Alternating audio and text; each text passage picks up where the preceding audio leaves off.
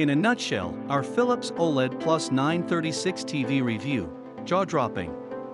This 2021 upgrade picks on where last season's OLED+935 left off, improving on practically every feature of its highly praised predecessor.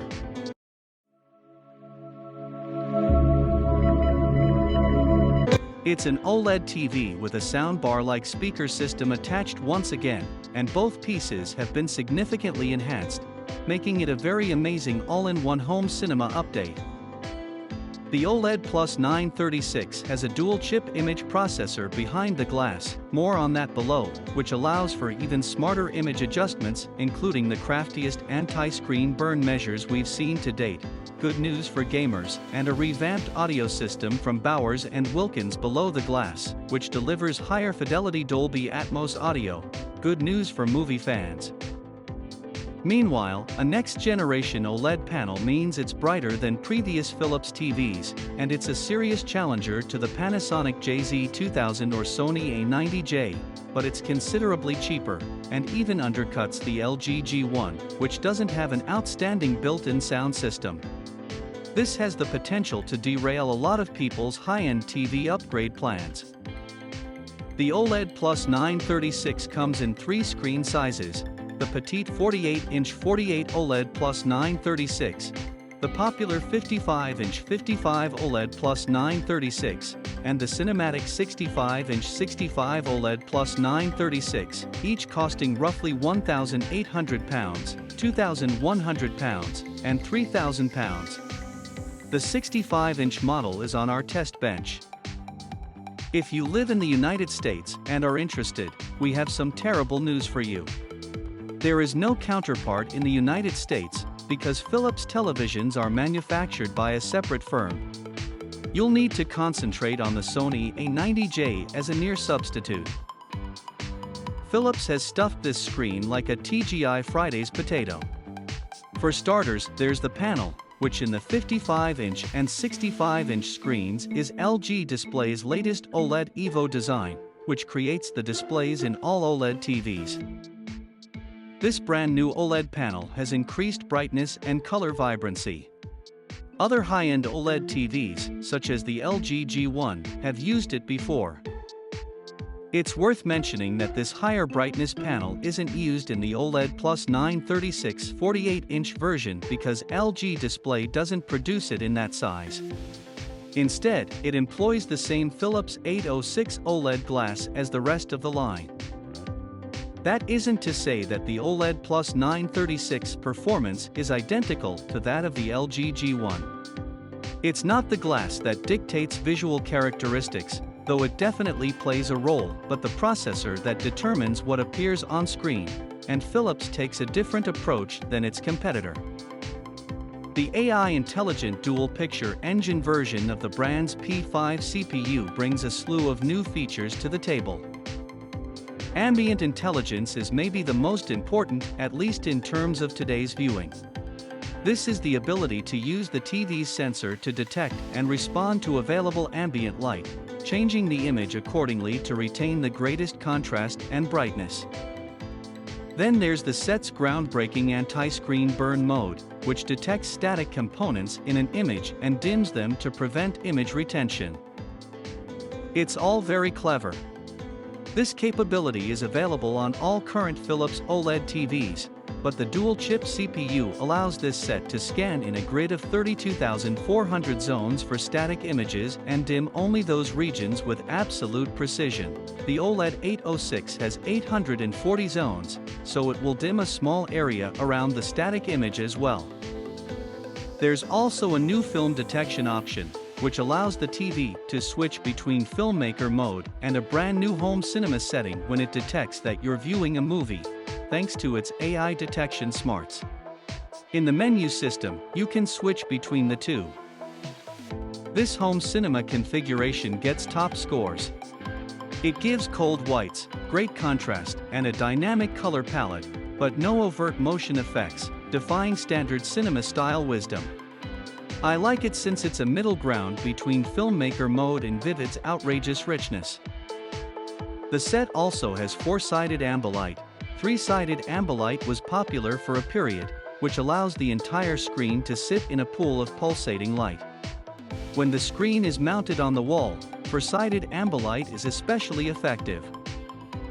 Ambilight is one of those features that you may not notice until you use it, and once you do, it's difficult to go back. It's really nice to have the screen's colors spill over onto the wall, making the picture appear much larger than it is. You have complete control over how colorful you want the effect to be, or deactivate it, you animal. DTS Play-Fi compatibility means the set will recognize and work with other Play-Fi certified speakers for multi-room audio. One of the most notable features of this model is the incorporation of HDMI 2.1, which allows variable refresh rate, including NVIDIA G-Sync and FreeSync Premium for K120Hz and auto low latency mode. Bowers & Wilkins speaker system has also been improved, with 3 tweeters, 3 woofers, a bass unit, and 2 up-firing drivers, just like its predecessor. However, thanks to ER compatibility in the TV, enhanced circuitry inside the speaker arrangement and enhancements to the drivers themselves, the system has been completely redesigned. Philips continues to innovate in the field of image processing, developing systems that appear to draw detail from thin air. It excels at giving non-HDR video a comparable dynamic lift and bridging the subjective divide between standard HD and native 4K. The manufacturer claims that the OLED+936 newly updated perfect natural reality circuitry has increased highlight detection and found up to 30% more sharpness thanks to AI processing, and this is undoubtedly true. Similarly, Philips Image Kitchen's AI Smart Bit Enhancement 2.0 effectively removes color banding by expanding 8-bit video to 14-bit precision in difficult places. Sunsets and animation gradations are silky smooth, and they don't look like they're battling with fake colors. Occasionally you get the impression that the screen is exaggerating grain, but upon closer inspection, everything appears to be in order. The depth of the image is palpable. New Ambient Intelligence adjusts the set's contrast handling, noise reduction, and HDR management in real time, based on the amount of light in your viewing environment. When the set is in Dolby Vision Bright mode, it works. Personal, Vivid, Dark, and Game are some of the other Dolby Vision presets. Other new features include an opt-in film detection mode, which allows you to see movies in filmmaker mode automatically, no FMM flag necessary, and a brand new home cinema preset. The menu system on the television allows you to customize your preferences. This new home cinema setup turns out to be quite good. Cool whites, great contrast, and a dynamic color palette are all present without causing motion artifacts. It was a lot more fun than the more serious filmmaker mode. It comes close to duplicating the kind of visual boom you'd see at a high-end laser cinema, think IMAX Laser or Sony Finity, and it gives spandex blockbusters a lot of punch. The HDR format is widely supported. There's also HDR10 Plus Adaptive, HLG, Standard HDR10, and game-specific HGIG HDR in addition to Dolby Vision. Sony and LG don't provide this level of support, and Samsung's QLED TVs don't either. The peak brightness of HDR is quite high. Using a 10% measuring window, we measured the screen at a sniff under 950 nits. This places it among the best in its class, alongside the Sony A90J and Panasonic JZ2000, and ahead of the LG G1. The black levels, near shadow detail, and contrast consistency are all outstanding. Latency is acceptable but not exceptional. Philips has advised T3 that a latency of roughly 10 milliseconds is expected, yet in game mode, 1080/60, I recorded input lag at 21.6 milliseconds. While this is acceptable, under 30 milliseconds, some sets tend to hit 10 milliseconds or less, so while this is great for most gamers, those who play the most intense competitive games may want something with faster responses. The Bowers and Wilkins sound enclosure, which has been significantly redesigned, adds to the set's sonic appeal.